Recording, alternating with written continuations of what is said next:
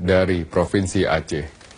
Masih dari Aceh, memasuki hari ketiga, banjir yang melanda Kabupaten Nagan Raya Aceh membuat warga korban banjir di Desa Ujung Krung mengungsi ke badan jalan dan pos kamling setempat. Hal ini terjadi karena belum adanya bantuan tenda dari pemerintah setempat. Bahkan ketinggian banjir terus meningkat hingga malam tadi. Hingga kini, banjir masih menggenangi pemukiman warga di Kecamatan Tripa Makmur, Kabupaten Nagan Raya Aceh. Ketinggian air rata-rata di dalam rumah mencapai setinggi lutut orang dewasa.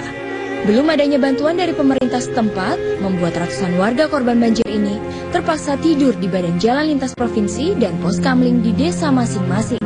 Sementara itu, warga bergotong royong membuka dapur umum di badan jalan lintas provinsi.